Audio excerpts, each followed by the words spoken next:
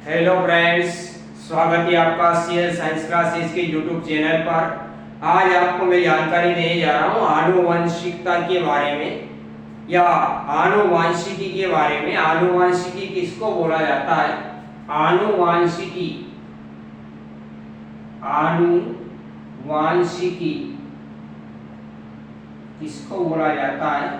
आनुवांशिकी को अपन इंग्लिश की भाषा में जेनेटिक्स के नाम से जानते हैं।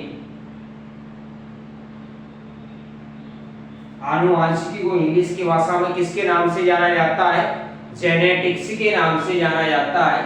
और जेनेटिक्स जो शब्द दिया था, जेनेटिक्स जेनेटिक्स शब्द किस वैज्ञानिक ने दिया था?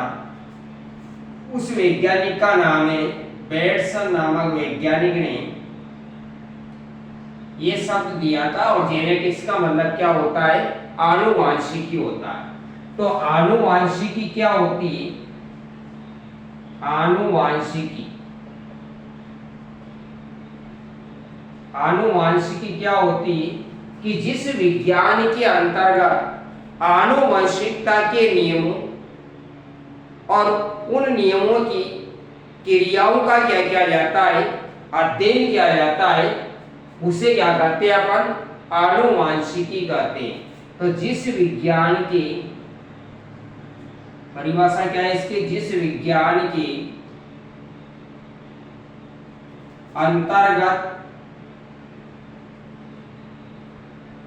आनुवांशिकता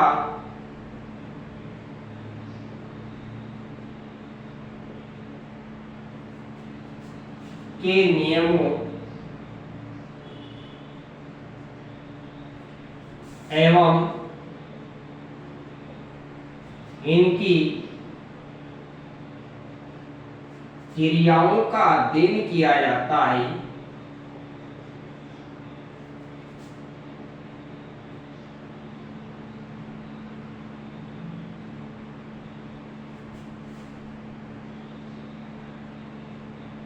क्रियाओं का अध्ययन किया जाता है, उसे क्या कहा जाता है? आनुवांशिकी कहा जाता है। कि जिस विज्ञान के अंतर्गत आनुवांशिकता के नियमों एवं इनकी क्रियाओं का अध्ययन किया जाता है, उसे क्या कहा जाता है? आनुवांशिकी कहा जाता है, जेनेटिक्स कहा जाता है। अब आनुवांशिकी का जनक किसको कहा जाता है?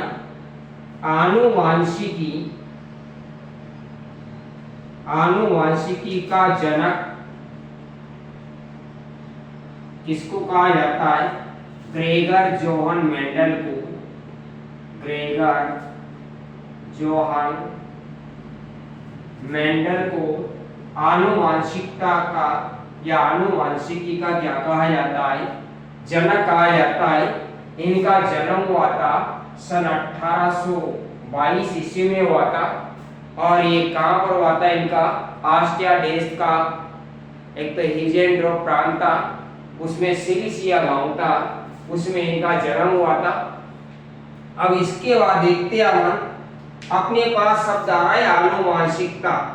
आनुवांशिकता क्या होती है?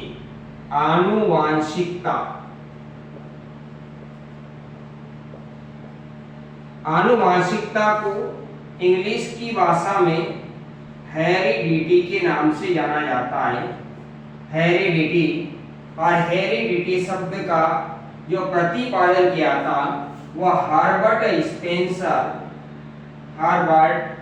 स्पेंसर नामक वैज्ञानिक ने यह शब्द दिया था, हेरिडिटी। अब इसकी परिभाषा क्या होती है कि आनुवंशिकता क्या होती है कि एक पीढ़ी से दूसरी पीढ़ी में आनुवंशिक लक्षणों की स्थानांतरण को क्या कहा जाता है? आनुवंशिकता कहा जाता है। यानी आनुवंशिक लक्षण एक पीढ़ी का मतलब एक तो माता पिता होगी और दूसरी पीढ़ी संतान होगी। तो एक पीढ़ी से दूसरी पीढ़ी में आनुवंशिक लक्षणों के स्थानांतरण को क्या कहा जाता है? आनुवंशिकता कहा जाता है। तो परिभाषा क्या हो जाएगी इसकी कि एक पीढ़ी से दूसरी पीढ़ी में पीढ़ी में आनुवांशिक लक्षणों के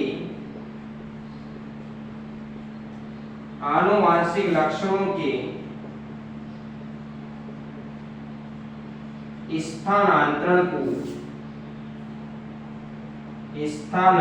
को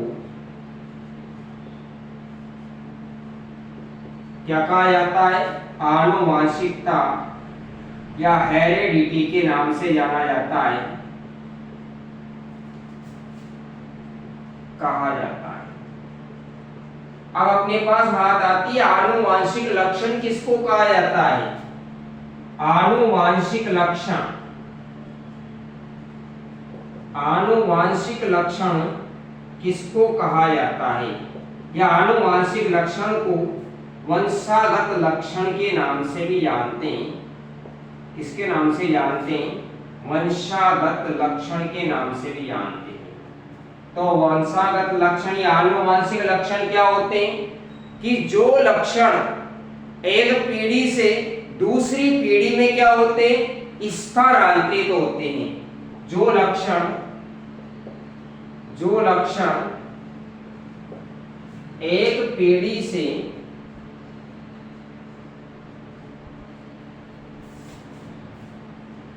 दूसरी पीढ़ी में स्थानांतरित होते